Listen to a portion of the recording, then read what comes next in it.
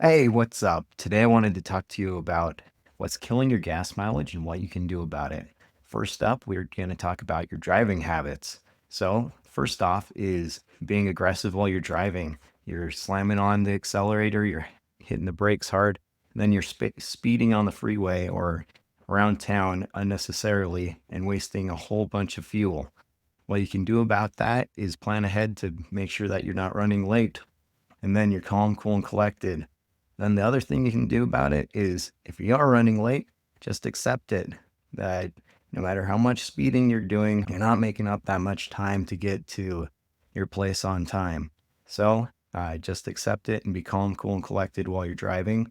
And then you'll be able to save some more gas while you're driving. The next one up under your driving habits is using cruise control on a hilly terrain. So not only are you going to increase the amount of fuel that you're using, you're also going to increase the wear and tear that you're putting on your vehicle. So on your engine and your transmission, both are going to be costly repairs if you continue to use cruise control on hilly terrain long term. Next up, we're going to talk about your car maintenance neglect. So if you have underinflated tires, the low tire pressure is going to increase the rolling resistance, and then that means that your engine has to work harder to maintain speed. So to fix this, one of the things that you should do is when seasons are ending or changing, you want to check your tire pressure, especially when it goes from like warm to cool or cool to warm. Your tire pressure is going to change. So you're going to want to check that when it goes from summer to fall, fall to winter, etc. A lot of cars have notifications that will come up that will tell you when your tire pressure is low. Just make sure that you fill that up when that comes up. The next part under car maintenance is skipping your oil changes. Dirty or incorrect oil will reduce your engine efficiency and it'll lead to higher fuel consumption. Also, if you skip your oil changes, it'll lead to a costly repair bill later. So just make sure to pay the 80, $90 up front and do that on schedule. It's going to save you a lot of money in the long run. Next is neglecting your air filter replacement. If your air filter gets clogged, it's going to reduce the amount of air that's going to your engine, and that's going to make it work harder. And that reduces the efficiency, and it's going to increase the consumption of the fuel in your car. What you can do about that is check your filter regularly. If it's really grimy and gross, get a new one, replace that yourself. It's really easy. If it's not too bad, you can just vacuum it out and put it back in and use that again for another couple months. The next one we're going to go over is vehicle load setup.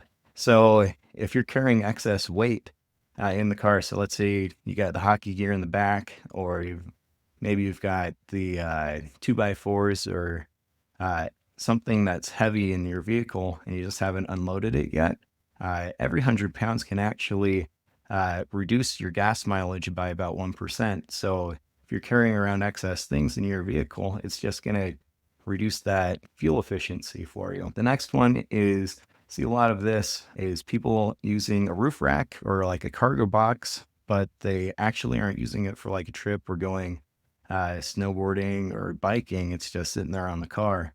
And that just increases the drag on your vehicle. And by increasing the drag on the vehicle, that's going to reduce your fuel efficiency. So if you're not using it, I know it's a pain, but to increase your fuel efficiency, remove the roof rack, remove that cargo box, and then that will reduce the drag and you'll be able to get better fuel efficiency.